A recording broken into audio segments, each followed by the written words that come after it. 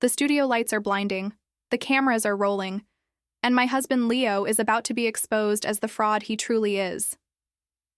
But let me back up for a second, because you need to understand how we got here. My name is Mia, and for 3 years, I was invisible. I was the ghost behind the masterpieces, the shadow painter, the woman locked in a basement, creating art that would sell for millions, while the world celebrated a man who couldn't even draw a stick figure. That man was my husband. Right now, we're on the set of Art Masters, the biggest art show on television. 15 million people are watching live. The host, Marcus Chen, is sitting across from Leo, who's wearing that ridiculous beret he thinks makes him look artistic. He's smiling that charming smile he perfected for the cameras, the smile that fooled everyone. "Leo," Marcus says, leaning forward with excitement, "your rise has been meteoric. From unknown artist to selling pieces for $2 million in just 18 months. The art world is calling you the voice of this generation." Leo nods humbly, like he practiced in the mirror. "I just paint from the soul, Marcus. I let the canvas speak to me." I'm standing backstage watching on a monitor. My hands are shaking. Not from fear, from anticipation. "Now, Leo," Marcus continues, "there have been whispers. Critics questioning the authenticity of your work. Some say it's impossible for one person to produce such consistent quality at such volume." Leo's smile tightens. Just slightly. Only I would notice. "Jealousy is common in the art world, Marcus." "Then let's silence those critics once and for all." Marcus gestures dramatically to a blank canvas that's been set up on stage. "Paint for us? Right here? Right now. Show the world that Leo Valenti is the genuine article." The audience erupts in applause, and Leo's face goes pale. I see Chloe in the front row, the art critic who helped inflate his prices. She's clapping enthusiastically, giving him an encouraging nod. She thinks this is all part of the plan. She thinks he can fake his way through this like he's faked everything else. But she doesn't know what I know. She doesn't know that I swapped his professional brushes for cheap ones that shed bristles. She doesn't know that I replaced his oil paints with washable children's paint. And she definitely doesn't know that I'm about to walk onto that stage. Leo stands up slowly. He's stalling. I usually need my studio lighting. The ambiance is crucial for..." "We have professional studio lights right here," Marcus interrupts, still smiling. "Come on, Leo. Give us just a small demonstration, a sketch, anything." The audience starts chanting, "Paint, paint, paint."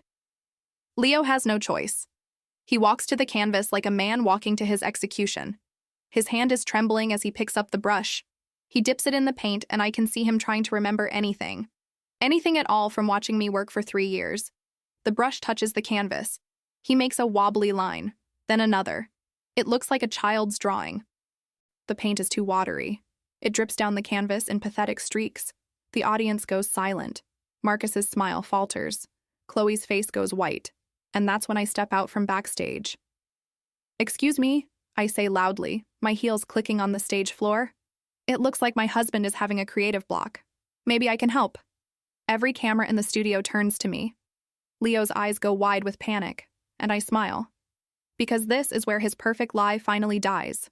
If you want to see how this narcissist gets destroyed by his own wife, hit that subscribe button right now. You won't believe what happens next.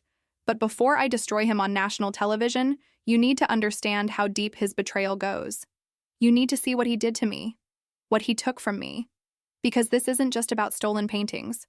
This is about a stolen life. 3 years ago, I was a different person. I had dreams. I had hope. I believed that talent and hard work were enough. I was so wrong. Leo and I met at an art gallery opening in Soho. I was there showing my work. 3 small paintings I'd spent months perfecting. They were hung in the back corner, the spot they give to nobodies. But I didn't care. I was just happy to be there. Leo walked up to my paintings and stared at them for a long time. He was handsome, confident, dressed in an expensive suit that made him look important. "These are extraordinary," he said. "The use of light, the emotional depth. You have a gift." I fell for it. God, I fell for every word. We started dating. He seemed fascinated by my process, always watching me paint, asking questions about technique, about color theory, about how I achieved certain effects. I thought he was genuinely interested in my art. I thought he loved me for my talent. I was painting his future, and I didn't even know it. 6 months later, we got married.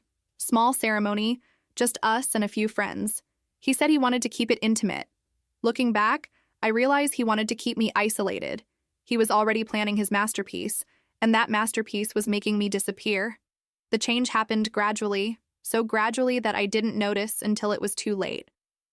First, he suggested I should paint at home instead of renting studio space. "Think of the money we'll save," he said, "and you'll be more comfortable here." Then he converted our basement into a studio. He painted the walls white, installed professional lighting, brought in easels and supplies. "Your private sanctuary," he called it. I called it heaven. I didn't realize I was walking into my prison. I spent hours down there, sometimes 12 and 14 hours a day. I'd lose myself in the work, in the colors, in the pure act of creation. Painting was my oxygen. I couldn't breathe without it, and Leo knew that. He knew exactly how to exploit it. One day, about 8 months into our marriage, I finished a piece I was particularly proud of. It was a portrait of a woman standing at the edge of a cliff, her dress dissolving into storm clouds. I called it The Threshold. It had taken me 3 weeks, and it was the best thing I'd ever created. I brought it upstairs to show Leo. He was on his laptop, probably on social media, but he closed it when he saw me. He looked at the painting for a long time. Too long. His expression was unreadable. "It's beautiful," he finally said, but his voice was flat. "You don't like it?" I asked. I didn't say that. He stood up and walked closer, examining it. "It's technically proficient, the brushwork is excellent, but Mia, if I'm being honest, it's a bit derivative. It reminds me of several other artists. There's nothing truly original here." His words hit me like a physical blow. "What do you mean? I spent weeks on this. I poured everything into it." "I know you did, sweetheart, and that's the problem. You're trying too hard. Great art should feel effortless." He touched my shoulder, his voice softening into fake sympathy. "Maybe you're just not ready yet. Maybe you need more time to develop your voice." I felt tears burning in my eyes. "But I thought you said I had a gift." "You do. You have technical skill, but skill isn't the same as vision." He kissed my forehead. "Keep working. Keep practicing. You'll get there eventually." That was the first crack in my confidence. And Leo knew exactly where to hammer next. He started criticizing every painting I made. Too dark, too bright, too emotional, too cold. Not original enough? Too experimental? Nothing I created was ever good enough. But then one day, he came home excited. "Mia, I have an idea. What if I tried to sell some of your work? Not under your name, of course. The art world is brutal, especially to unknown female artists. But I have connections. I know people." "Sell them under what name?" I asked. "A pseudonym. L. Va. It's mysterious, ambiguous. People will be curious." He grabbed my hands. "This way, the work gets judged purely on its merit, not on who painted it. Isn't that what every artist wants?" It sounded reasonable. It sounded like he was trying to help me. I was an idiot. "Okay," I said, "but I want to be involved. I want to meet the buyers. Go to the galleries." "No." His grip on my hands tightened. "Mia, you're brilliant with a brush, but you're not good with people. You get nervous. You undersell yourself. Let me handle the business side. You focus on what you do best, creating." He made it sound like he was protecting me, like he was doing me a favor, so I agreed. I signed over the rights to sell my work under his management. I let him take my paintings out of the basement and into the world, and then I waited. A week later, he came back. Good news and bad news. He said, "I sold The Threshold." My heart leaped. "You did? For how much?" His face fell. "Again, only $50. I'm sorry, Mia. I tried to get more, but the buyer said it was overpriced even at that. He only bought it out of pity, as a favor to me." $50. For 3 weeks of work? For my best piece, I felt humiliated. Worthless. Maybe Leo was right. Maybe I didn't have what it takes. "It's okay," he said. pulling me into a hug. This is just the beginning. You'll get better. We'll try again. I went back down to the basement and painted harder, faster. I was desperate to prove myself, to create something that was worth more than pity money. I painted 10 more pieces that month. Leo took them all. He said he sold 2 for $75 each, couldn't sell the rest. The market is tough right now, he explained, but don't give up. I didn't give up. I painted 20 pieces the next month. Leo said he sold $5, all for under $100. I was working myself to exhaustion for pennies.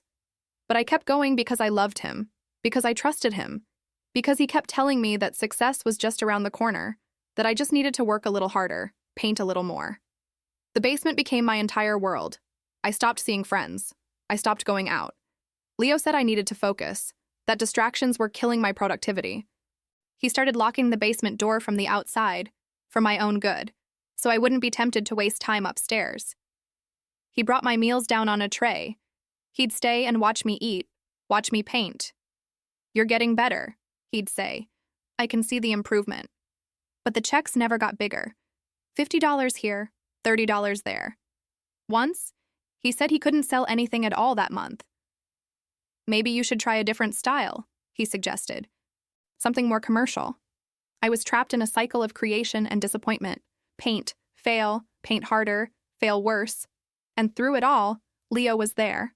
My husband, my manager, my jailer. What I didn't know was that he was taking my paintings to galleries in Manhattan. Real galleries. High-end galleries. He was presenting them as his own work, under his name, Leo Valenti. What I didn't know was that the threshold, the painting he said sold for $50, actually sold for $50,000 to a private collector. What I didn't know was that while I was locked in a basement eating sandwiches on a tray, he was at openings drinking champagne, being interviewed by art magazines, building a reputation as a visionary. What I didn't know was that Chloe Winters, the influential art critic, was his partner in crime. She wrote glowing reviews of his work, driving up prices. In exchange, she got 30% of every sale. They were getting rich together while I rotted underground. But I'm getting ahead of myself. The worst part wasn't the money he stole. The worst part was what he stole from my soul. After about a year of this routine, I was completely broken. I barely recognized myself in the mirror. I had paint permanently embedded under my fingernails. My hair was always in a messy bun. I wore the same paint-stained clothes every day because what was the point of dressing up when no one saw me? I was a ghost, a machine that produced art for a man who gave me scraps in return. One night, I tried to talk to him about it. I'd been in the basement for 16 hours straight, finishing a series of 3 connected pieces. I was exhausted, my back aching, my eyes burning. I came upstairs and found Leo on the couch, scrolling through his phone. He was smiling at something on the screen. "Leo," I said quietly, "I need to talk to you." He didn't look up. "I'm busy. I'm tired. I'm so tired. I need a break. Maybe we could go out to dinner or—" "Mia." He finally looked at me, and his expression was cold. "I have a party tonight. An important gallery event. I can't take you." "Why not? I'm your wife." "Because you look like this." He gestured at me, at my paint-stained clothes, my unwashed hair. "You're not presentable. You'd embarrass me." The words hit like a slap. "Besides," he continued, "you have work to do. I need 5 new pieces by next week. I have buyers waiting." For $50 each. I couldn't keep the bitterness out of my voice. His eyes narrowed. "Are you complaining? Do you want to go back to having nothing? Because I could stop selling your work altogether. Would you prefer that?" I felt tears starting. "No, I just want to feel like a person again, like I matter." He stood up and walked over to me. For a moment, I thought he might comfort me. Instead, he grabbed my chin, forcing me to look at him. "You matter when you paint," he said. "That's your purpose. That's your value. Everything else is a distraction." Then he left for his party. I went back down to the basement and cried for an hour. Then I picked up my brush and kept painting. Because what else could I do? I want you to understand something. I'm not a weak person. I wasn't always this broken version of myself. Before Leo, I had fight in me. I had pride. I had boundaries, but he didn't break me all at once. That's not how psychological abuse works. It's death by 1,000 cuts. It's so gradual that you don't realize you're bleeding until you're already drained. The isolation was the worst part. Leo made sure I had no one to talk to, no one to tell me that what was happening wasn't normal. My best friend, Rachel, used to call me all the time. We'd been friends since art school, and she was the one person who truly understood my passion for painting. But after I married Leo, those calls became less frequent. Because every time she called, Leo would hover nearby. He'd make faces, check his watch, sigh loudly. And after I hung up, he'd say things like, "She talks a lot, doesn't she?" Or, "Doesn't she have her own life to worry about?" Eventually, I started letting her calls go to voicemail. It was easier than dealing with Leo's passive-aggressive comments. Then one day, about a year into the marriage, Rachel showed up at our door unannounced. I was upstairs for once, taking a rare break. Leo answered the door. I heard their voices from the living room. Rachel sounded concerned. "I haven't heard from Mia in months. Is she okay? Can I see her?" "She's working," Leo said smoothly. "She's in the middle of a really important piece. You know how she gets when she's in the zone. She doesn't want to be disturbed." "Can I just say hi? It'll take 2 seconds." "Rachel, I really don't think that's a good idea. She's been struggling lately, dealing with some creative blocks. Seeing people just makes her more anxious. I'm trying to help her through it." There was a pause. Then Rachel said, "Leo, I'm worried about her. She's not answering my calls. She's not on social media anymore. It's like she disappeared." She needed to disconnect to focus on her art. It was her decision. I'm just supporting her. His voice had an edge now. "Look, I appreciate your concern, but Mia is my wife. I know what's best for her. If she wants to see you, she'll reach out." He closed the door before Rachel could respond. I stood at the top of the stairs, frozen. I wanted to run down, to open the door, to tell Rachel everything. But Leo turned and saw me. His expression wasn't angry. It was disappointed. "You heard that?" he asked. I nodded. "Mia, she's not good for you. She's always been jealous of your talent. She calls herself your friend, but she just wants to distract you from your work." He walked up the stairs toward me. "You know what happens when you get distracted. Your paintings suffer. And when your paintings suffer, we don't make money. Is that what you want?" "No," I whispered. "Then trust me. I'm protecting you from people who don't have your best interests at heart." I never called Rachel back. Eventually, she stopped trying. That's how he did it.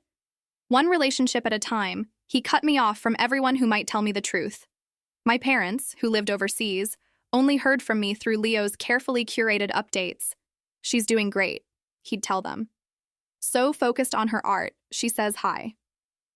My old art school professors, Leo told me they'd lost respect for me when I chose to paint commercially instead of pursuing gallery shows. It was a lie, of course, but I believed him. Within 18 months, Leo was the only person in my life. He was my husband, my manager, my only connection to the outside world. And that's exactly what he wanted. The basement became more than a studio. It became my entire universe. Leo installed a small bathroom down there so I wouldn't have to come upstairs as often. "For your convenience," he said. He brought in a cot so I could take naps between painting sessions. Like, so you don't waste time going to bed. He started locking the door at night. "So you won't sleepwalk and ruin your work," he explained. "You've been so tired lately. I'm worried about you." Every addition, every change, was framed as being for my benefit, and I was so exhausted, so beaten down, that I accepted it. But the worst moments weren't the isolation or the locked doors.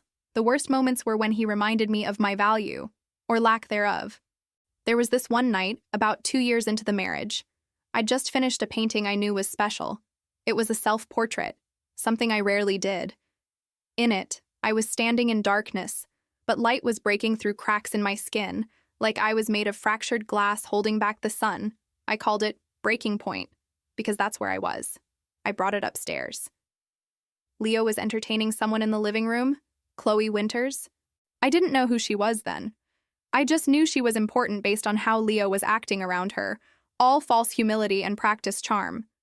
Mia, he said when he saw me, and his tone was annoyed. I told you I was in a meeting. I'm sorry, I just wanted to show you. Not now. He stood up and physically guided me back toward the basement door, but Chloe had already seen the painting. Wait, she said, standing up. She walked over and looked at the painting closely. Her expression was unreadable. This is remarkable. The use of light, the metaphor, this is gallery-quality work. My heart soared. Someone else could see it. Someone important could see what I was creating. But Leo's hand tightened on my arm. Thank you, Chloe. Mia's been working very hard. I'd like to feature this in my next review, Chloe said. Who's the artist? L.I.? V. Correct? I opened my mouth to speak, but Leo answered first.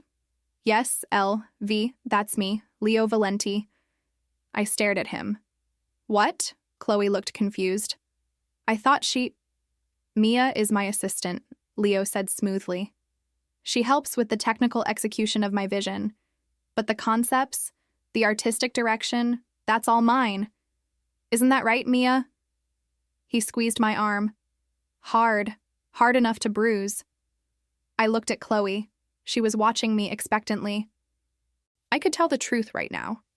I could claim my work. But Leo's fingers dug deeper into my flesh, and I saw something in his eyes that terrified me. Yes, I heard myself say. I just execute his vision. Chloe smiled. Well, Leo, you have excellent taste in assistants, and this piece is going to make you very famous. After she left, Leo didn't yell. That would have been easier. Instead, he sat me down and explained, very calmly, why what I'd almost done was wrong. Do you know what would have happened if you'd contradicted me in front of her? He asked. She would have thought I was a liar. She would have left. And all of this, everything we've built, would have collapsed. Is that what you want? No, but Leo, that's my painting. I made it. Why can't I? Because you don't understand how this world works. His calm cracked. You're talented, Mia, but you're naive. The art world is about connections, reputation, presentation. You have none of those things, I do. So when I sell your paintings as mine, I'm not stealing from you. I'm giving your work a chance it would never have otherwise. But it's not fair. Fair? He laughed bitterly. Nothing is fair, but this arrangement works. You get to paint, which is what you love. I handle the business. We both benefit. Unless you'd rather go back to struggling, to having your work ignored, to being nobody. The word nobody hung in the air like a curse. You need me, he continued, his voice softening into something almost gentle. Without me, you're just another failed artist with a basement full of paintings no one will ever see. With me, your work hangs in galleries. It sells for thousands. It matters. Isn't that worth a little compromise? I felt like I was drowning. Maybe he was right. Maybe this was the only way. Maybe I should be grateful. Okay, I whispered. He smiled and kissed my forehead. Good girl. Now go finish the series. I need 3 more pieces by Friday. I went back down to the basement. I didn't sleep that night. Or the next. I just painted. Because at least when I was painting, I could pretend I still existed. The months blurred together after that. Wake up, paint, eat, paint, sleep for a few hours, paint again. Sometimes Leo would come down and watch me work. He'd lean against the wall, arms crossed, studying my every move like I was a performing animal. Faster, he'd say. The buyers want more. You're being lazy. Or, that color is wrong. Fix it. Or, this isn't good enough. Start over. I became a machine. An art-producing machine with no thoughts, no feelings, just output. But here's the thing about being pushed too far. Eventually, something breaks. And sometimes, what breaks isn't your spirit. Sometimes it's your fear. The turning point came about 2.5 years into the marriage. Leo had been gone all day at some art event. I was in the basement, working on what felt like my 100th painting that month. I was so tired I could barely hold the brush. My hands were shaking. My vision was blurring. I decided to take a break and go upstairs for some water. The door was unlocked for once. Leo must have forgotten to lock it when he left. I walked through the house like a stranger. It had been weeks since I'd been upstairs during daylight. Everything looked different, cleaner, like a showroom instead of a home. I went to the kitchen and that's when I saw it. On the counter, partially hidden under some mail, was a magazine. Art Today was the title. And on the cover was my painting. Not just any painting. Breaking Point. My self-portrait, the one Chloe had praised. But the artist's name on the cover wasn't mine. It said, Leo Valenti's Breaking Point sells for $2 million. The voice of a generation speaks.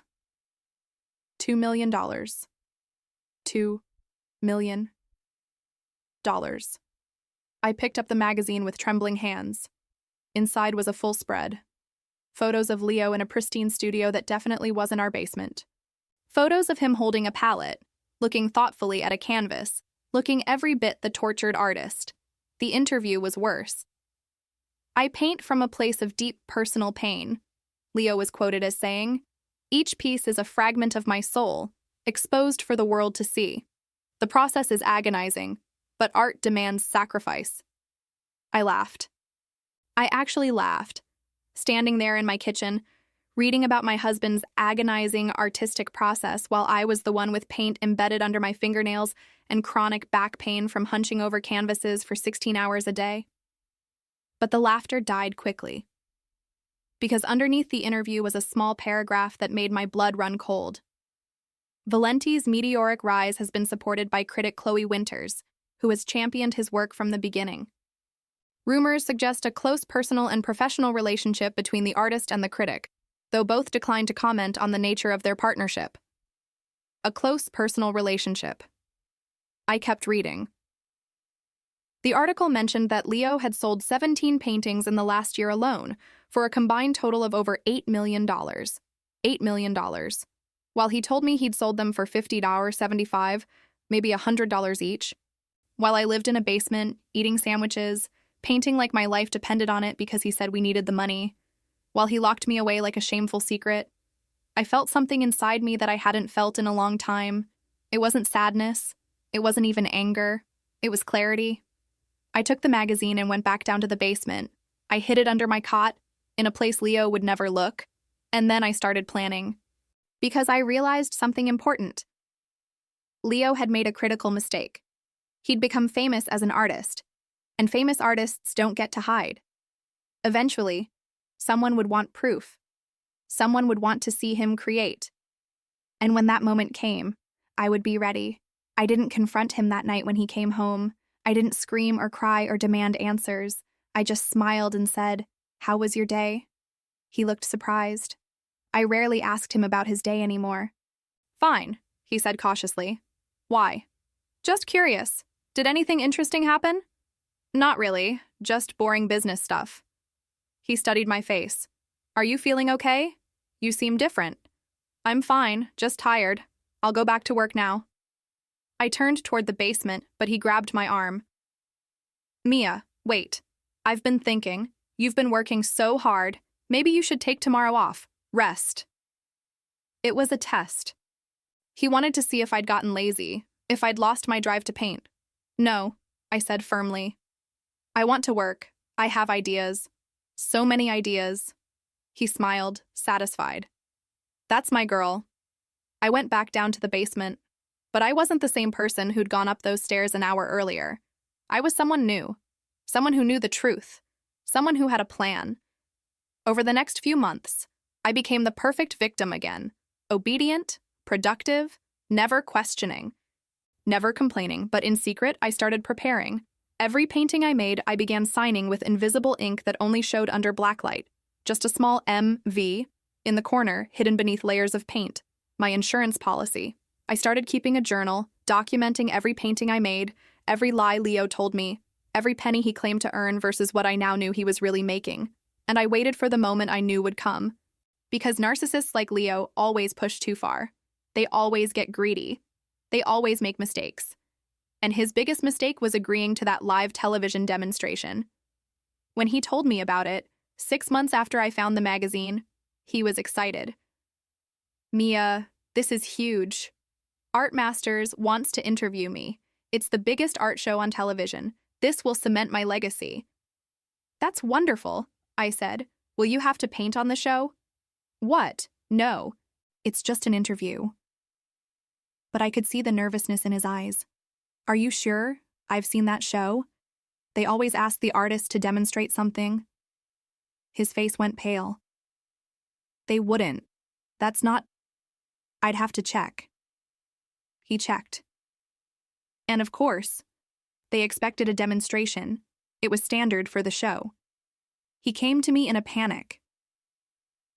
"You have to teach me. At least the basics. Enough to fake a simple sketch on camera." This was it. My moment. "And of course," I said sweetly, "I'll teach you everything you need to know."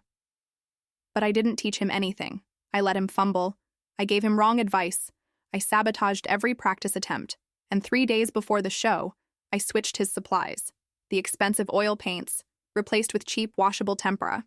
The professional brushes, swapped for ones that shed bristles. The canvas, I treated it so the paint wouldn't adhere properly. And then I contacted the show's producer with an anonymous tip. "Leo Valenti isn't the real artist. His wife is. Watch what happens when you ask him to paint." I made sure I'd be there. I told Leo I wanted to support him. He was so nervous, he actually agreed. And now, here we are, on national television. With 15 million people watching, Leo has just made a fool of himself in front of the world, and I'm about to reclaim everything he stole from me.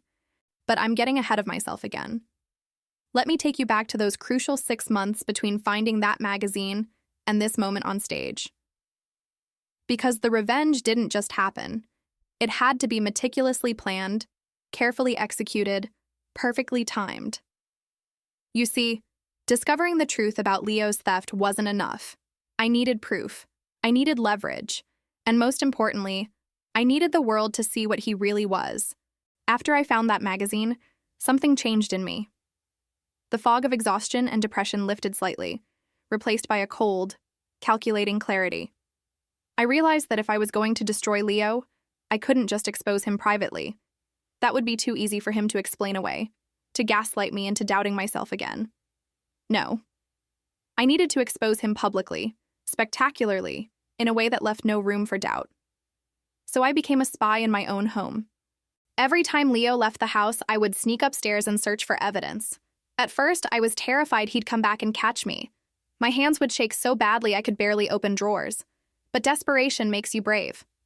I found his laptop first. He kept it in his office, the room I was never allowed to enter. "That's my private space," he'd always said. "Everyone needs boundaries." The laptop wasn't password protected. Why would it be? He thought I was too broken, too controlled to ever look. He was wrong. What I found on that laptop confirmed everything and made it so much worse. There were emails, hundreds of them, correspondence with galleries, collectors, art dealers, all using my paintings, all credited to Leo Valenti. One email from a collector in Dubai. "The emotional depth in your Storm series is unprecedented. I'm prepared to offer $1.2 million for all 3 pieces." Leo's response: "The Storm series represents my journey through personal darkness. Each brushstroke was agony. $1.5 million for the set, and they're yours." I remembered painting the Storm series. 3 massive canvases that took me 6 weeks of nonstop work.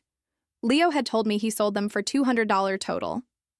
To a friend who's starting to collect, he'd said, "Be grateful anyone wanted them at all." $1.5 million. And he'd given me nothing. There were emails between Leo and Chloe, too. Those were the hardest to read. "Tonight was incredible," one from Chloe said. "You're not just a talented artist," she wrote, and I could see the quotes around artist even through my tears. "You're a talented businessman. 30% of $800,000 is quite the motivation to keep singing your praises." Leo's response: "Keep the reviews coming. The more prestigious the outlets, the higher the prices. This arrangement benefits us both. And yes, last night was unforgettable." They were sleeping together. Of course they were. My husband was not only stealing my art and my money, but he was having an affair with the woman who made it all possible. I sat in that office, staring at the screen, and I didn't cry. I think I was beyond crying at that point. Instead, I did something practical. I took photos of everything, every email, every bank statement, every contract. I used Leo's own phone to photograph his laptop screen. Then I emailed the photos to a secret email address I'd created. He'd never think to check his sent folder. I found bank statements showing deposits of millions of dollars. I found the contract he'd signed with galleries, claiming to be the sole creator of all works. I found receipts for expensive gifts he'd bought for Chloe, jewelry I'd never seen, dinners at restaurants I'd never been to. I found my entire life's work reduced to a transaction log. Each painting I'd poured my soul into was just another line item in Leo's get-rich-quick scheme. But the most damning evidence was a document titled Production Schedule. It was a spreadsheet. At the top, Mia's output requirements. The spreadsheet detailed how many paintings I needed to produce each month to meet his sales commitments. It calculated my productivity rate based on how many hours I spent in the basement. It even had a section labeled Quality Control Issues, where he'd noted which paintings he thought weren't good enough to sell. He'd literally turned me into a factory, a production line, a machine. And at the bottom of the spreadsheet was a note. Consider increasing daily hours to 16-18 to meet Q4 demand. Subject is compliant and unlikely to resist. Subject? He called me a subject. I took a photo of that too. Over the next 2 weeks, I gathered everything I could. I created a hidden cloud storage account and uploaded every piece of evidence. I documented the timeline of our relationship, noting when the abuse started, how it escalated. I even managed to record some of our conversations. Leo had given me an old phone to use for emergencies, but it still had a voice recording app. I kept it in my apron pocket and recorded him berating me, lying to me, threatening me. In one recording, he said, "If you ever try to leave, Mia, who would believe you? You're nobody. You have no friends, no money, no proof of anything. I own everything, including you." That recording would come in handy later. But gathering evidence wasn't enough. I needed to understand Leo's world, the art scene he'd infiltrated using my work. So I started reading everything I could find online about the art market, about Leo Valenti, about the people who'd bought my paintings. That's when I discovered something interesting. There was skepticism. Not a lot, but enough. On art forums and in comment sections of articles about Leo, people were asking questions. How does Valenti produce so much work so quickly? The style seems too consistent. Most artists evolve more between pieces. I met Valenti at a gallery opening. He couldn't answer basic questions about his technique. Something feels off. Leo was already on thin ice with the art community. His rise had been too fast, too perfect. People were suspicious. And then I found the announcement that changed everything. Art Masters, the biggest art television show in the country, was hosting a special series called Genius at Work. They were featuring 5 contemporary artists, each demonstrating their process live on television. Leo Valenti was one of the 5. The announcement was 3 months old. The show was scheduled for 6 months from the date of the announcement, which meant I had 3 months to prepare. I read the details carefully. Each artist would be interviewed, would discuss their philosophy, and would create a piece live in the studio. The entire process would be filmed with multiple cameras, giving viewers an intimate look at genius in action. This was it. This was my moment. But I had to be careful. If Leo suspected anything, he'd cancel the appearance. He'd find some excuse, some medical emergency, anything to avoid having to actually paint in public. So I played my role perfectly. The obedient wife, the productive artist, the broken woman who'd accepted her fate. When Leo came home excited about the Art Master's invitation, I made sure to seem supportive but not too interested. "That's wonderful, honey," I said. "You'll be great." "They want me to paint something live," he said, and I could hear the panic under his confident tone. "Just a small demonstration," they said. "I'm sure it'll be fine," I said carefully. "You've watched me paint for years. You know the techniques." Right, I do." But his hands were shaking as he poured himself a drink. Over the next few weeks, I watched him spiral. He tried to practice painting in secret, but he was terrible. He'd come down to the basement and watch me work, trying to memorize my movements. "Show me how you do that blending technique again," he'd say. I'd show him slowly, carefully, making it look more complicated than it was. And the brush strokes for texture? I'd demonstrate, but I'd add unnecessary steps, confuse the order, make it seem like some mystical process that couldn't be taught. Leo would try to replicate it, but his hands were clumsy. He had no natural feel for the medium. Watching him try to paint was like watching someone who'd never touched a piano try to play Beethoven. "I don't understand," he'd say, frustrated. "It looks so easy when you do it." "It takes years of practice," I'd say sweetly. "Don't worry, I'm sure you'll do fine on the show." But I knew he wouldn't, and I made sure of it. 2 months before the show, I started my sabotage campaign in earnest. First, I switched his practice paints. I took the expensive oils he'd bought and replaced them with cheap, student-grade acrylics that had a completely different consistency. When he tried to paint with them, the results were even worse than before. "These paints are defective," he complained. "Maybe you're just having an off day," I suggested. Then I switched his brushes. Real sable brushes, the kind professionals use, have a certain spring and control. The cheap synthetic brushes I gave him splayed and shed bristles. Every stroke he made looked amateur. "I don't know what's wrong," he said one evening, staring at yet another ruined practice canvas. "Maybe I'm overthinking it. Maybe I just need to relax." "Maybe," I agreed. "Or maybe you should just be honest with the producers. Tell them you're not comfortable painting on camera." "I can't do that," he snapped. "It would look suspicious. People are already asking questions. If I refuse to demonstrate, it'll confirm their doubts." He was trapped. The very fame I'd built for him had become his prison. As the date approached, Leo became increasingly desperate. He tried to get me to coach him more intensively. "We need to do practice sessions," he said. "Every night, you'll paint, and I'll copy exactly what you do." So we did practice sessions, but I made sure they were useless. I'd work on complex techniques that took years to master. I'd use methods that required muscle memory he didn't have. And I'd work quickly, so quickly that even if he'd been talented, he couldn't have kept up. "Slower," he'd beg. "I can't follow when you go that fast." "Sorry," I'd say. "I'm just in the zone. It's hard to slow down." With 3 weeks left before the show, Leo hit rock bottom. He came down to the basement late one night, drunk. I was working on a landscape piece, and he just stood there, watching me with this expression I'd never seen before. It was fear. Pure, undiluted fear. "Mia," he said quietly, "I need you to do something for me." I kept painting. "What?" "The show. I need you to paint something for me. Something simple that I can replicate. And then I need you to teach me, step by step, exactly how to do it. I'll practice it 1,000 times until it's perfect." I put down my brush and looked at him. "You want me to choreograph your demonstration?" "Yes, exactly." He came closer. I'll give you a percentage of the sales, 5% of whatever I make from your paintings, starting now." 5% of the millions he'd already made from my work. I wanted to laugh. I wanted to throw paint in his face, but instead, I smiled. "Okay," I said. "I'll help you." His relief was palpable. Thank you, Mia. I knew I could count on you." "What are husbands and wives for?" I said sweetly. Over the next 2 weeks, I helped him prepare.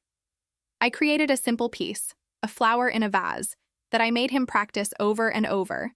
But every time he started to get comfortable with it, I'd suggest a small change. A different color scheme, a modified composition, a new technique. By the time the show date arrived, Leo had practiced 17 different versions of the same basic painting, and he couldn't do any of them competently. He was a nervous wreck. He'd lost weight. He wasn't sleeping. I almost felt sorry for him. Almost. The night before the show, I made my final preparations. I went through Leo's art supplies that he'd packed for the studio, the supplies he thought were professional-grade oils and sable brushes. And I made one last swap. I replaced everything with children's washable tempera paints and the cheapest brushes I could find at a discount store. The kind that shed bristles with every stroke. The kind that made it impossible to create anything even remotely professional. I also did something else.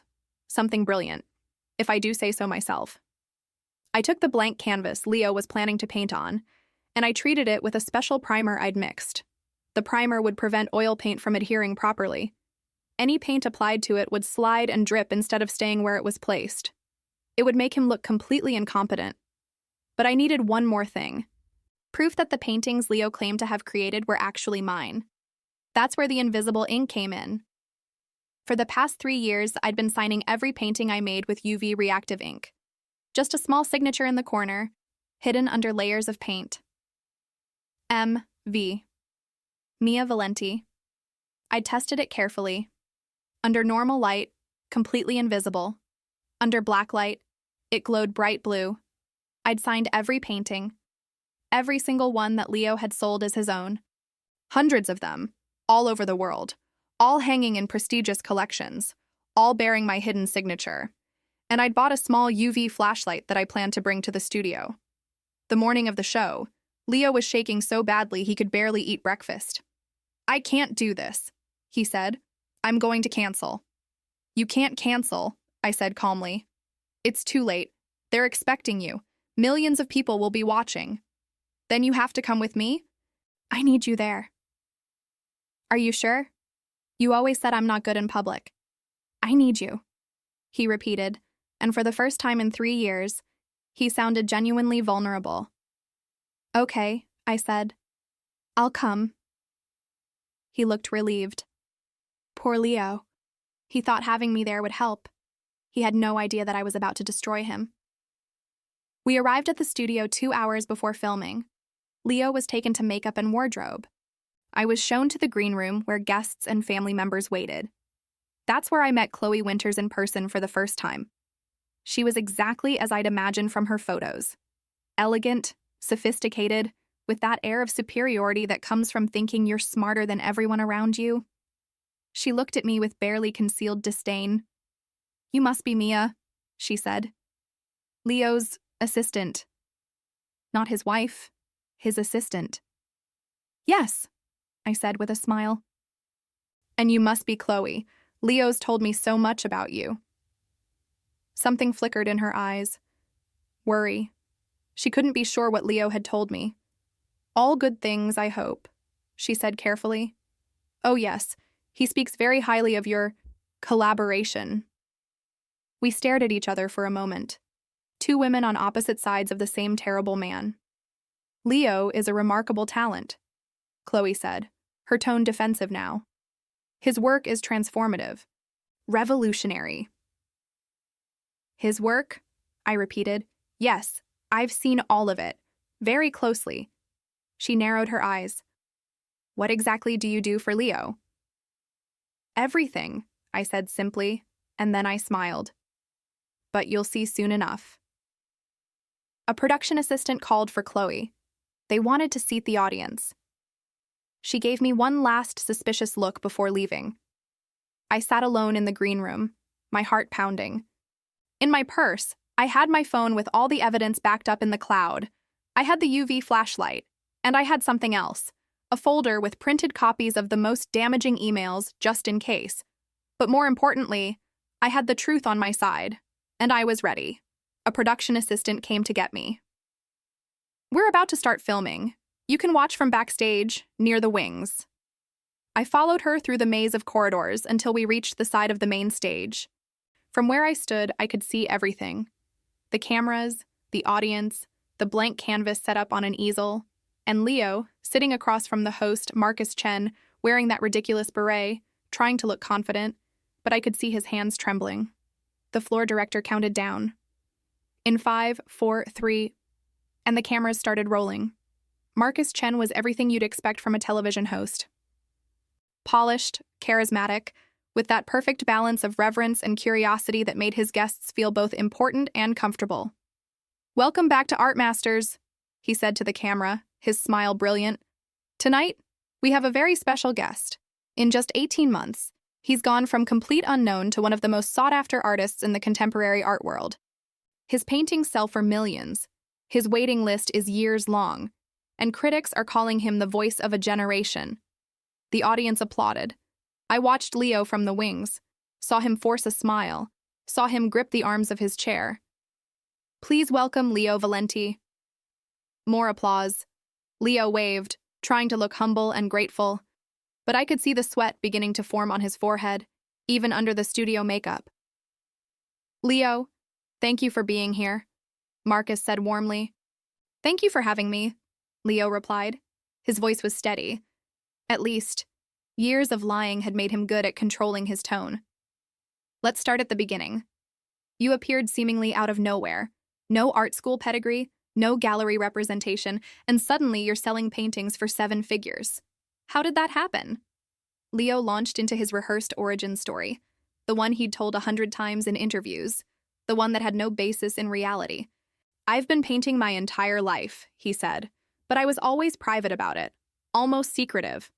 Art was something sacred to me, not something to be commercialized.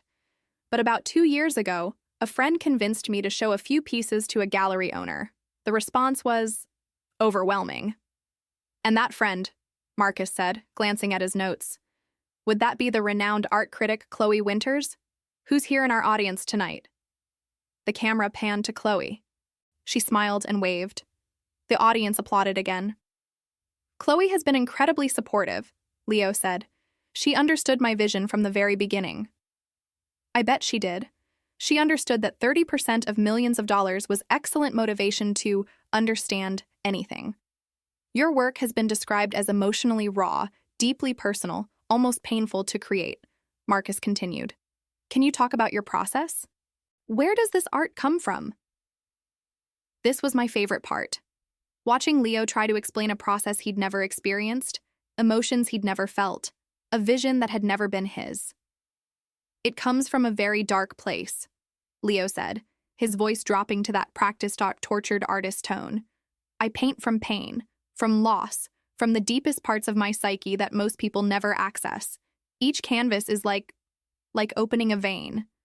It's agonizing, but necessary. Opening a vein. He'd stolen that line from an interview with another artist. I'd seen him practice saying it in the mirror. You're known for working incredibly fast, Marcus said. Some critics have questioned whether it's possible for one person to produce so much high-quality work in such a short time. What do you say to that? I saw Leo's jaw tighten. I say that genius doesn't follow a schedule. When inspiration strikes, I can paint for 16, 18, sometimes 20 hours straight. I become possessed by the work. Nothing else exists. That part was true, at least, except he was describing me, not himself. Speaking of your productivity, Marcus said, and I saw a shift in his expression, something sharper. You've sold over 40 paintings in the last year alone. That's roughly 1 painting every 9 days. And these aren't small pieces, they're large, complex, detailed works. How do you maintain that pace? Leo's smile looked strained now. I don't think about pace, I think about expression. The work flows through me. And you do it all yourself. No assistance, no studio help. There was a pause. Just a fraction of a second, but I caught it. I have a wife, Leo said carefully. Mia, she helps with some of the technical aspects. Stretching canvases, mixing paints, that sort of thing. But the creative work, the actual painting, that's all me. Technical aspects, that's what he was calling it now. Is Mia here tonight? Marcus asked. Leo nodded toward the wings, toward where I was standing. She's backstage. She's very shy, doesn't like the spotlight. The camera didn't turn toward me, thankfully. This wasn't my moment yet. Well, Leo, you mentioned your process, Marcus said, and I felt my pulse quicken. Here it comes. And our audience has been dying to see it firsthand. We've prepared a canvas for you, professional supplies, everything you need. Would you create something for us? Right here? Right now? The audience erupted in applause and cheers. Paint! Paint! Paint! I watched Leo's face. The color drained from it. His eyes darted to Chloe in the audience, then toward the wings, looking for me. I I'm not sure that's... He started. Oh, come on, Marcus said with a laugh. Nothing major, just a sketch, a small demonstration. Show us the magic. Leo stood up slowly. The applause continued. He had no choice. Refusing would confirm every suspicion, every doubt. He walked to the canvas like a man approaching his own execution. The canvas was mounted on a professional easel. Next to it was a table with supplies. The supplies I'd carefully sabotaged. Paints that wouldn't behave properly. Brushes that would betray him with every stroke. Leo picked up a brush. His hand was shaking visibly now. Take your time, Marcus said. We're just excited to watch a master at work. Leo dipped the brush in paint. The cheap tempera I'd substituted was too thin, too watery. It dripped from the brush before he even reached the canvas. He tried to wipe it on a cloth, but his movements were clumsy. When he finally touched the brush to the canvas, the treated surface I'd prepared caused the paint to slide and bead up instead of adhering properly. He made a line. It was wobbly, unsure, the line of someone who'd never really learned to control a brush. The audience went quiet. Leo tried again. Another line. This one worse than the first. The brush was shedding bristles onto the canvas, creating tiny specks of synthetic fiber in the wet paint. Sweat was pouring down his face now. He tried to blend the lines together, to create something, anything that might look intentional. But his hand had no confidence, no muscle memory. Every stroke looked amateurish. I'm just warming up, he said, his voice tight. Marcus's smile was frozen in place. Of course, take your time. But Leo wasn't getting better. He was getting worse. Panic was setting in. I could see it in the way his shoulders tensed, the way his breathing became shallow and rapid. He tried to paint a curve, something simple. But the line broke apart into a jagged mess. He attempted to fix it by adding more paint, but that just made it worse. The canvas was becoming a muddy disaster. 3 minutes passed. 5 minutes. 7. The audience was completely silent now. The only sound was Leo's increasingly heavy breathing and the scrape of the brush against canvas. Leo, Marcus said gently, would you like to explain what you're creating? Sometimes hearing about the concept helps us understand the process. It's abstract, Leo stammered. Abstract expressionism. The emotion is more important than the form. But even abstract expressionism requires skill, requires understanding of composition and color theory. What Leo was creating wasn't abstract art. It was a child's messy accident. Chloe looked horrified. She was gripping her seat, her knuckles white. This wasn't part of the plan. This wasn't supposed to happen. I decided it was time. I stepped out of the wings and onto the stage. Excuse me, I said clearly, my voice carrying across the studio. Every head turned. The cameras swiveled toward me. Leo's eyes went wide with a mixture of relief and terror. Relief that someone was interrupting this disaster. Terror that it was me. I'm sorry to interrupt, I said, walking toward the canvas with measured steps. My heels clicked on the stage floor, each step deliberate. But I think my husband might be having a creative block. It happens to artists sometimes. Maybe I can help. Marcus looked confused but intrigued. And you are? Mia Valenti, Leo's wife. I smiled at the camera. And his assistant, as he mentioned. Well, this is unexpected, Marcus said. Leo, is this okay with you? Leo opened his mouth, but no words came out. What could he say? If he refused, he'd look even more suspicious. If he agreed, he had no idea what I was about to do. I didn't wait for his answer. I picked up a clean brush from the table, a real professional brush I'd hidden there earlier that morning when the crew was setting up. I'd made sure they had at least one decent tool available. May I asked, gesturing to the palette. Marcus nodded, fascinated. I dipped the brush in the paint, the real oil paint I'd also hidden and swapped in.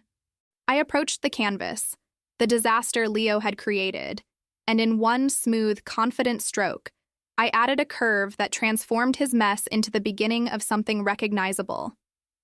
The audience gasped. I worked quickly, my hands moving with the confidence of someone who'd done this 10,000 times. Within 60 seconds, I'd taken Leo's chaotic scribbles and turned them into the foundation of a composition. Within 2 minutes, an image was emerging. A figure, abstract but powerful, reaching toward something unseen. The audience began to applaud. I stepped back, putting down the brush. "There," I said. "Sometimes all an artist needs is a little help to break through the block." The applause grew louder. Marcus was staring at me with renewed interest. But I wasn't done. Not even close. "Actually," I said, raising my voice slightly to be heard over the applause, "there's something I'd like to show everyone." I reached into my purse and pulled out the UV flashlight I'd brought. Such a small thing, barely bigger than a pen, but it was about to change everything. Leo's paintings are famous for their depth, their layers, their hidden complexity, I said, walking slowly around the canvas. But there's something even more hidden that I don't think anyone knows about. "Mia," Leo said, his voice a warning, but he couldn't do anything. We were on live television. 15 million people were watching. I turned off the overhead stage lights using the control panel I'd located during my earlier reconnaissance. The studio plunged into darkness except for the emergency lights. "What's going on?" Marcus asked, but his voice was curious, not concerned. This was good television, and he knew it. I turned on the UV flashlight and pointed it at the canvas Leo had brought with him, one of his earlier works that the show had requested for display purposes. It was mounted on the wall behind his chair, a painting I'd created 2 years ago called Fracture. Under the black light, the canvas glowed, and there, in the bottom right corner, shining bright blue, were the letters M, V, and NA. The audience gasped again, louder this time. "M, V," I said clearly. "Mia Valenti. That's my signature, and I put it on every single painting I've ever created." I moved the light to another painting displayed on the set. Same thing. M, V, glowing in the corner. "These aren't Leo's paintings," I said, my voice steady and clear. "They're mine. Every single one that's been sold under his name for the past 3 years. I painted them, in our basement. While he locked the door and told me they were worthless. While he sold them for millions and gave me nothing." The studio was completely silent now. You could have heard a pin drop. Leo was frozen, his mouth opening and closing like a fish drowning in air. "That's..." Chloe started to stand up from the audience. "That's absurd. Leo, tell them this is absurd." But Leo couldn't speak. He was staring at the glowing signature, at the undeniable proof, at the destruction of everything he'd built on my back. "I have documentation," I continued, pulling out my phone. "Emails between Leo and galleries where he claims to be the sole artist. Bank records showing millions of dollars in deposits that I never saw. Recordings of him admitting that I painted everything. And most damning of all, I pulled up a photo on my phone and sent it to the production team's email address I'd obtained earlier. Within seconds, it appeared on the large screens flanking the stage. It was the spreadsheet. Mia's output requirements. The audience could now see it. The cold calculation, the production schedule, the note about me being a compliant subject. "He didn't just steal credit for my work," I said. "He held me prisoner. He isolated me from my friends and family. He locked me in a basement and forced me to paint 16, 18 hours a day while telling me my art was worthless. He convinced me I was nobody without him. And then he sold my soul for $8 million. Marcus had recovered from his shock enough to speak. "Leo, these are serious accusations. Do you have a response?" Leo looked at me. Really looked at me. Probably for the first time in years. And what he saw made him understand that this wasn't a moment of rebellion I'd regret later. This wasn't a cry for help he could spin or suppress. This was the end of his world, and I had engineered it perfectly. He started, but his voice cracked. "She's confused. She helps me. Yes, but the creative vision is mine. The concepts, Then paint something," I said simply. "Right now. Show everyone that you can create what I just created. Take that brush and finish the piece you started." Leo looked at the canvas, at the brush, at his shaking hands. He couldn't do it. We all knew he couldn't do it. "I don't. The pressure, the lights, I can't," he stammered. "You can't, because you never could," I said. "You're not an artist, Leo. You're a thief. And today, in front of 15 million people, everyone finally knows the truth. The audience erupted. Some were applauding. Some were shouting. The cameras were going wild, capturing every angle. Chloe was trying to leave, but audience members were blocking her way, demanding answers about her role in the fraud. And Leo just stood there, destroyed, exposed, finished. Marcus turned to the camera, his professional instincts taking over. Well, this has certainly been the most dramatic episode in Art Master's history. We're going to take a quick break, but don't go anywhere. When we come back, we'll be discussing what we've just witnessed with art world experts and legal analysts. This is unprecedented. The moment they cut to commercial, security guards appeared. They'd been alerted to potential issues. Producers were swarming the stage. But I was calm. Calmer than I'd been in 3 years. Because I'd done it. I'd reclaimed my life, my art, my identity. And Leo's perfect lie had finally, spectacularly, died. The commercial break lasted exactly 3 minutes. 3 minutes of absolute chaos behind the scenes. Producers were on their phones, calling lawyers, calling executives, calling everyone they could think of. This was either going to be the biggest scandal in art world history or the biggest lawsuit the network had ever faced. Probably both. Marcus was being briefed by his team, but he kept looking at me with a mixture of respect and disbelief. A production assistant tried to escort me off stage, but Marcus stopped her. "No," he said firmly. "She stays. This is her story to tell." Leo was surrounded by people. His publicist had materialized from somewhere, along with what looked like a lawyer. They were all talking at once, trying to formulate a response, a defense, anything to save his crumbling empire. Chloe was being held by security. She'd tried to leave the building, but audience members had literally blocked the exits, their phones out, recording everything. This was going viral in real time. I stood alone near the canvas, the evidence of my talent and Leo's incompetence displayed for all to see. I felt a strange sense of calm, like the eye of a hurricane. All this chaos swirled around me, but I was untouchable now. The floor director started counting down. I'm back in 5, 4, 3. The lights came back up. The cameras were rolling again. Marcus had made a decision. Instead of trying to smooth this over or move to a different segment, he was going all in. "Welcome back," he said, his voice grave but energized. "As you just witnessed before the break, we've stumbled into what may be one of the most significant art frauds of the decade. Leo Valenti, who has been celebrated as a contemporary master, has just been accused by his wife, Mia Valenti, of stealing her artwork and passing it off as his own." He turned to me. "Mia, those are extraordinary claims, but you say you have proof?" "I have mountains of proof," I said. I was surprised by how steady my voice was. "I have 3 years of documentation, emails, bank records, recordings. But the most compelling evidence is the simplest. I can paint. He can't." "We certainly saw a stark difference in skill level," Marcus said carefully.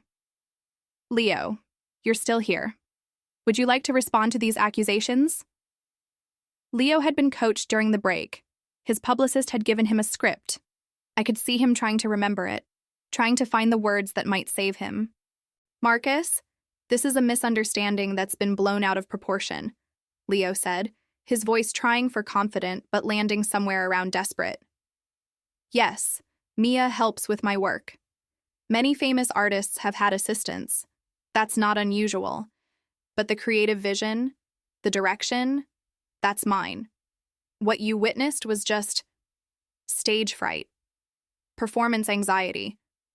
I'm not used to painting under pressure." "Stage fright," I repeated. "Is that why you've never done a single live demonstration in 3 years? Why you've never taught a workshop or done a painting tutorial? Because of stage fright?" Leo's jaw clenched.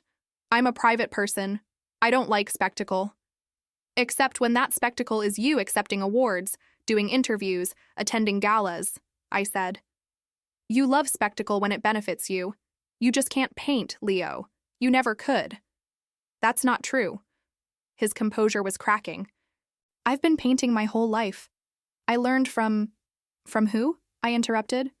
"Name one teacher, one school, one class you took." Silence. You can't, I continued, because there aren't any. You know what your education in art was. Watching me. For 3 years, you watched me paint while you planned how to steal everything I created. Marcus jumped in. Leo, what about the signatures? Mia showed us that her initials are hidden in these paintings. How do you explain that? I don't know anything about that, Leo said quickly. Maybe she added them later when she had access to the paintings. Maybe she's trying to sabotage me because of personal issues in our marriage. Ah, there it was. The predictable pivot. Make me seem crazy, vindictive, a scorned woman with an agenda. But I'd prepared for this too. Personal issues? I said. You mean like you having an affair with Chloe Winters while I was locked in our basement painting your next masterpiece? The audience gasped. Chloe, still being held by security, looked like she wanted to disappear into the floor. Or maybe you mean the personal issue where you told me my paintings sold for $50 when they actually sold for $50,000. Where you made $8 million while giving me nothing. Where you literally called me a subject in your production schedule. I pulled out my phone again. I have a recording. Would you like to hear it? Leo's face went white. Mia, please. I didn't wait for his permission. I'd already sent the audio file to the production team. It played through the studio speakers. Leo's voice, cold and calculated. If you ever try to leave, Mia, who would believe you? You're nobody. You have no friends, no money, no proof of anything. I own everything, including you. The silence that followed was deafening. When my voice came through the speakers, small, broken, defeated, saying, I just want to feel like a person again, I saw several audience members wipe their eyes. And then Leo's response, you matter when you paint. That's your purpose. That's your value. Everything else is a distraction. The recording ended. Marcus looked shaken. Even the camera operators looked disturbed. That's not what it sounds like, Leo stammered. She's taking it out of context. I was trying to help her focus. To control me, I finished. To break me down until I believed I was worthless without you. Until I thought I should be grateful that you allowed me to paint at all. Mia, we need to discuss this privately, Leo said. And there was something desperate in his eyes now. Not here. Not like this. Why not here? I asked. You built your entire career in public. You took credit for my work in public. You gave interviews about your process in public. Why shouldn't your exposure be just as public? Because you're destroying everything, Leo finally snapped, his mask slipping completely. 3 years of work, of building this reputation, this career, you're burning it all down. 3 years of my work, I said. My reputation that you stole, my career that you hijacked. I'm not burning anything down, Leo. I'm taking back what was always mine. Marcus turned to the camera. We have someone joining us via satellite who might be able to shed some light on this situation. He's been watching this unfold from his home in London. Please welcome renowned art authenticator and historian, Dr. Julian Ashworth. A screen lowered, showing a distinguished older man in a study lined with books and paintings. Dr. Ashworth, Marcus said, you've been watching this. What's your professional opinion? Well, Marcus, this is quite extraordinary, Dr. Ashworth said in a refined British accent. I must say, I've had my suspicions about Mr. Valenti's work for some time now. The speed of production, the consistency of style, the reluctance to demonstrate his process, these are all red flags in the art world. You've examined his work? Marcus asked. I have. Several pieces, actually, for authentication purposes. The technical skill is undeniable. But I've always found it odd that Mr. Valenti seemed unable to discuss the finer points of technique when pressed. He speaks in generalities, in emotional terms, but never about the actual craft of painting. Dr. Ashworth adjusted his glasses. What we witnessed tonight, Mrs. Valenti's ability to immediately correct and enhance what Mr. Valenti had created, that's the mark of a true master. That kind of instinctive skill cannot be faked. It takes years, decades even, to develop. And the hidden signatures? Marcus asked. Brilliant, actually. Dr. Ashworth said with a slight smile. Artists have been using hidden signatures for centuries as a form of protection. If Mrs. Valenti can demonstrate that every painting sold under Mr. Valenti's name contains her hidden signature, that's virtually irrefutable proof of authorship. I can do exactly that, I said. I have a list of every painting I created. I know which galleries and collectors own them. Every single one will have my signature under UV light. Leo made a sound somewhere between a laugh and a sob. This is insane. You're all believing this because of what? A performance? Some hidden marks that could have been added any time? Then explain the recordings, Marcus said. The documentation, the bank records, the spreadsheet detailing Mia's output requirements. Circumstantial, Leo said, but his voice lacked conviction. And then paint something, I said again. Right now, prove that you have even basic competency. If you're really an artist, show us. Leo looked at the canvas, at the brushes, at the impossible task before him. I can't. Not like this. Not under these circumstances. Because there are no circumstances under which you could create what I create, I said. You're not an artist, Leo. You're a parasite who found a host and nearly drained her dry. Marcus looked directly at the camera. We've reached out to several galleries that represent Leo Valenti's work. We've also contacted the FBI's art crime team, as this would constitute fraud on a massive scale. We'll be following this story as it develops. He turned to Leo. Mr. Valenti, I think you should consult with your lawyer. This has gone far beyond a domestic dispute. This is potentially criminal fraud. Security approached Leo. His publicist was pulling him toward the exit, but not before he looked at me one last time. There was no love in his eyes, no remorse, just pure hatred. You'll regret this, he said quietly. I'll make sure of it. No, Leo, I said. You'll regret it. You already do. They escorted him off the stage. The audience erupted in applause, but I wasn't done yet. There was one more person who needed to face justice. Marcus, I said, can we bring Chloe Winters up here? Marcus looked at his producers, who nodded eagerly. This was television gold. Security brought Chloe to the stage. She looked furious and terrified in equal measure. Miss Winters, Marcus said, you're a prominent art critic. You've written extensively about Leo Valenti's work, always with glowing praise. Some might say you've been instrumental in building his career. Care to comment? Chloe's lips pressed into a thin line. I have nothing to say without my attorney present. Then let me say it for you, I interjected. You and Leo had a deal. You write favorable reviews, inflate the value of his paintings, and you get 30% of the sales. You were never interested in the art itself, just the money. That's defamation, Chloe hissed.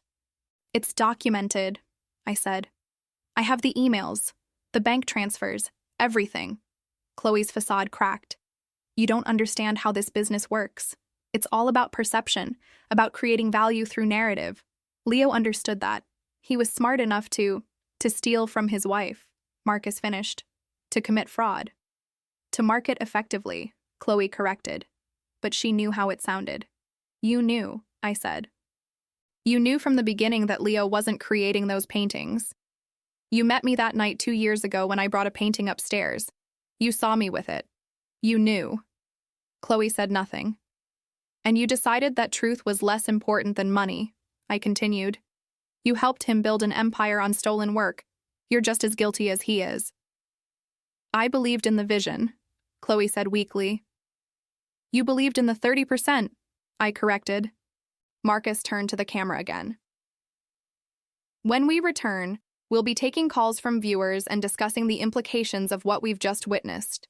This is Art Masters, and tonight, we've witnessed something unprecedented. As they cut to commercial again, I felt hands on my shoulders. I turned to see Rachel, my old friend from art school. She'd pushed her way through security. Oh my God, Mia, she said, tears streaming down her face. I've been trying to reach you for 3 years. I knew something was wrong. I knew it. I hugged her, and for the first time since this all began, I felt tears forming in my own eyes. I'm sorry, I whispered. I'm so sorry I disappeared. Don't apologize, Rachel said firmly. You survived, And now you've won.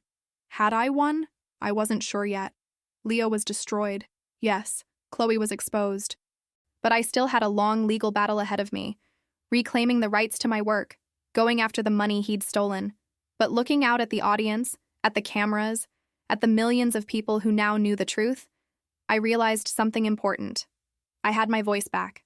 I had my identity back. I had my art back. And that, in itself, was victory. 6 months later, I stood in a gallery in Chelsea, surrounded by my paintings. My real paintings, hanging under my real name. The opening was packed. Critics, collectors, journalists, and people who'd seen that night on Art Masters and wanted to witness my resurrection firsthand. Rachel stood beside me, wiping away tears for the third time that evening. "Stop crying," I told her with a smile. "You're going to make me start." "I can't help it," she said. "After everything you went through, seeing you here, seeing your name on these walls, it's overwhelming." The gallery was called Emergence. It was my solo show, my coming out party as Mia Valenti, artist, not assistant, not wife, not victim, artist. The walls displayed 40 paintings, some of the pieces Leo had sold under his name that I'd managed to reclaim through legal action, and new works I'd created in the months since that televised exposure. The new pieces were different from my old work, bolder, angrier, more honest. One painting, prominently displayed near the entrance, showed a woman breaking through a canvas from behind, her hands tearing through the painted surface, reaching toward light. I called it Breaking Free. It sold within the first hour for $500,000. To me, every cent mine. The legal aftermath had been brutal, but satisfying. Within days of the Art Masters episode, the FBI had opened a fraud investigation. Leo's entire empire collapsed like a house of cards. Every gallery that represented him immediately distanced themselves. Every painting was pulled from display and subjected to UV authentication. My signature glowed on every single one. Collectors sued Leo for fraud. The lawsuits piled up so high his lawyers couldn't keep track. He'd sold paintings for millions with certificates of authenticity claiming he was the sole creator. That was textbook fraud. Chloe Winters lost everything too. Her reputation was destroyed. No publication would touch her writing. She was facing charges of conspiracy to commit fraud and money laundering. The art world that had once courted her now treated her like radioactive waste. But the most satisfying part, the part that made me smile every time I thought about it, Leo was painting walls. Literally. He'd declared bankruptcy within 3 months, lost everything in the lawsuits and settlements. The only job he could find was as a house painter. The irony wasn't lost on anyone. I'd heard through the grapevine that he'd tried to leave the country at one point, but his passport had been seized pending the criminal investigation. He was trapped, facing the consequences of his actions for the first time in his life. "Mia, there you are!" I turned to see Dr. Julian Ashworth making his way through the crowd. The art historian who'd appeared via satellite on Art Masters had become an unexpected ally.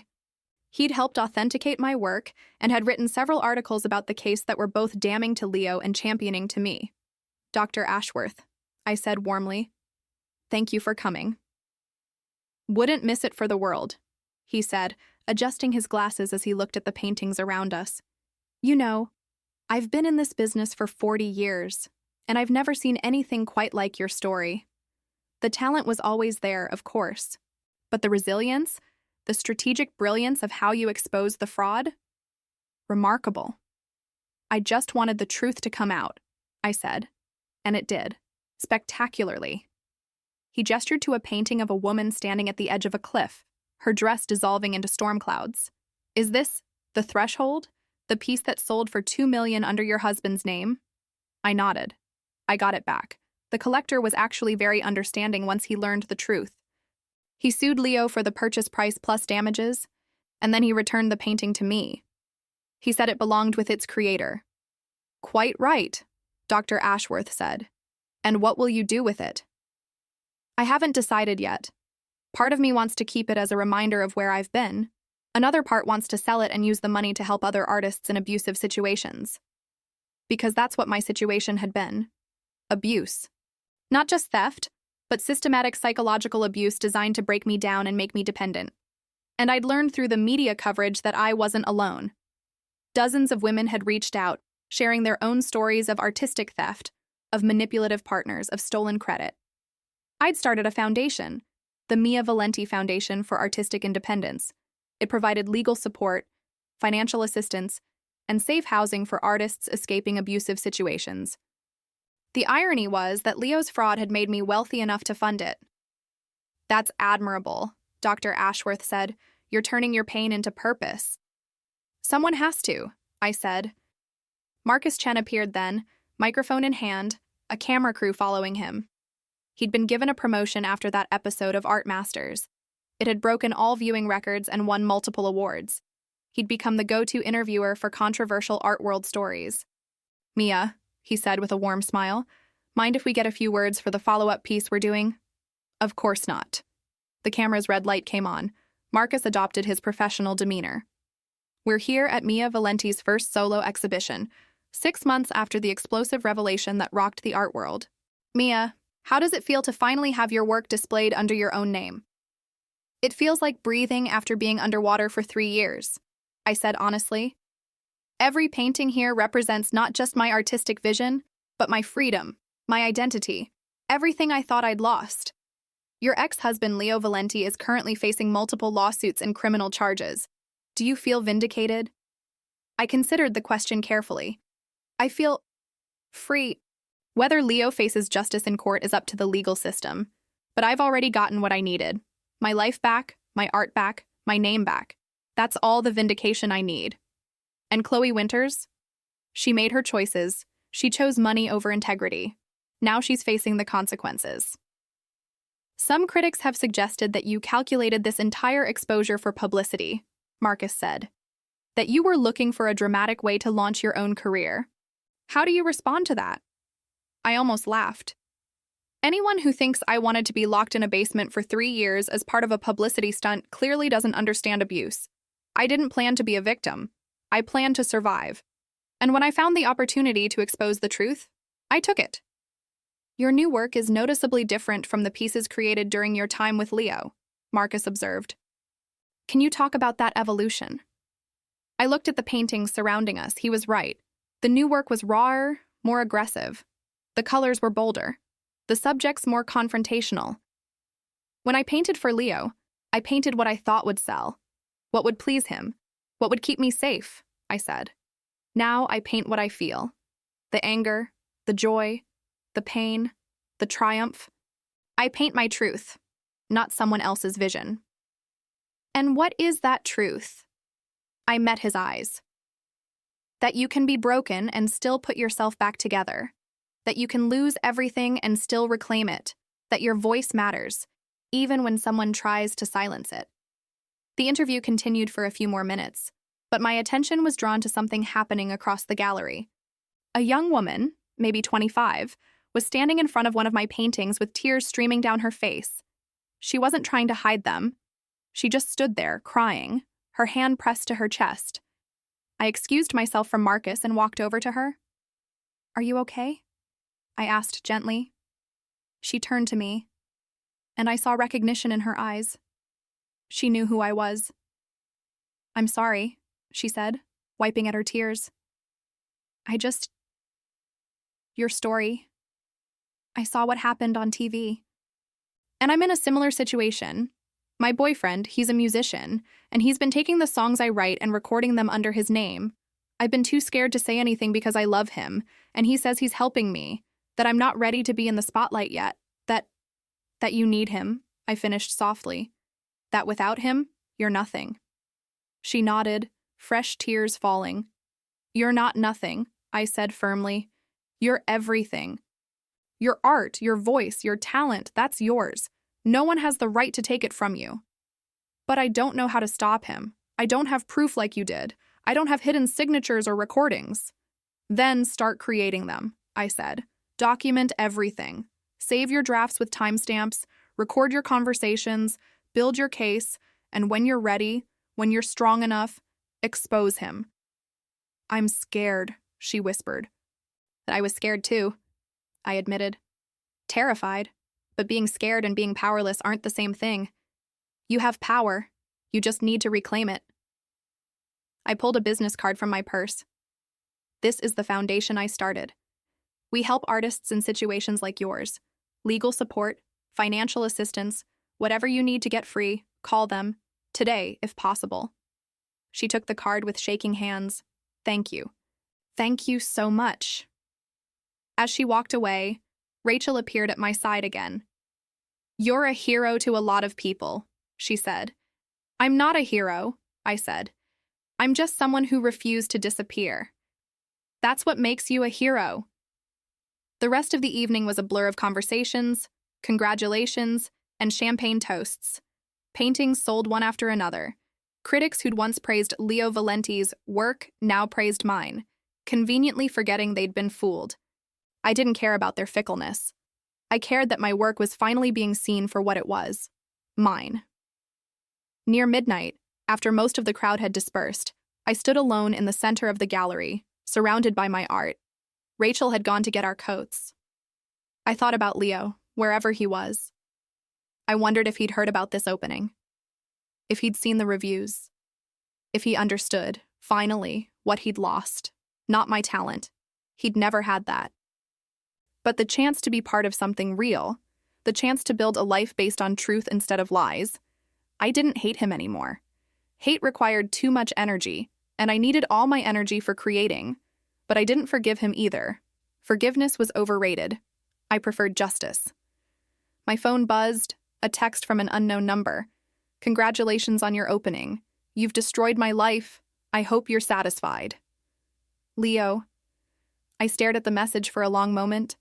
Part of me wanted to respond, to tell him that he'd destroyed his own life, that I'd simply revealed the truth. But I didn't. Instead, I deleted the message and blocked the number. Some conversations aren't worth having. Some people don't deserve your words.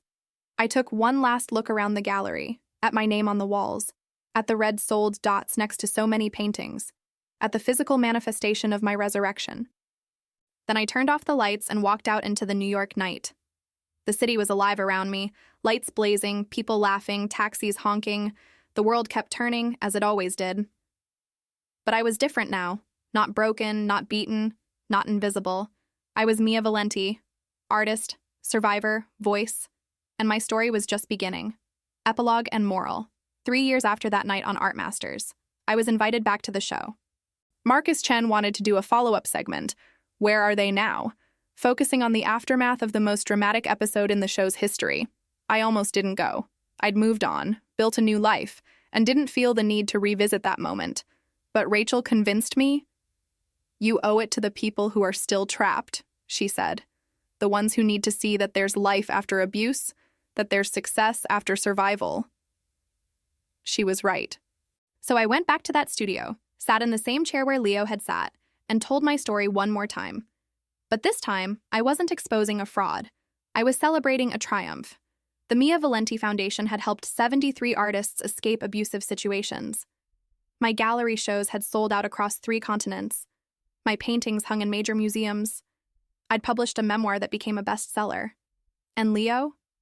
Leo was exactly where he belonged. After the criminal trial, where he was found guilty of fraud, forgery, and financial exploitation, he was sentenced to 5 years in prison. His appeals had all failed. He would serve at least 3 years before being eligible for parole. Chloe Winters had taken a plea deal. 2 years in a minimum security facility in exchange for testifying against Leo. She'd been released after 18 months and had moved to a small town in Oregon, far from the art world that had rejected her. As for me, I'd learned something important through all of this. Art is truth. And truth, no matter how long it's buried, eventually finds its way to light. Leo had tried to bury my truth. He'd tried to steal my voice, my vision, my very identity. But truth is like paint. It seeps through the cracks. It stains. It reveals itself in unexpected ways. He thought he could fake genius. But genius can't be faked, only stolen. And stolen things eventually must be returned to their rightful owner. Marcus ended the interview by asking me one final question. If you could go back and change what happened, if you could avoid those 3 years of abuse and theft, would you? I thought about it carefully. No, I said finally. Not because I wanted to suffer, but because that suffering showed me who I really am. It showed me that I'm stronger than I ever knew, that my art is more powerful than anyone's lies, that my voice matters, even when someone tries to silence it. So, there's a silver lining. There's a truth, I corrected. The truth is that darkness shows you where the light is. And once you've found that light, no one can take it from you again. The interview aired to millions of viewers. Within hours, the Foundation's phones were ringing off the hook. More people wanting help. More people ready to reclaim their stolen voices. And I realized that Leo's greatest theft had become my greatest gift. He'd stolen my paintings and made millions. I'd stolen my life back and changed the world. He stole my colors to paint his perfect life. But in the end, the truth was black and white. You can bury a voice, but you cannot kill it. You can steal art, but you cannot steal the artist's soul. And when the light finally shines on the truth, all the beautiful lies in the world can't hide what was always there, the real creator, waiting for her moment to be seen. If this story moved you, if it made you think about the hidden voices around you, hit that subscribe button. Share this with someone who needs to hear that their voice matters. And remember, the truth always finds its way to light.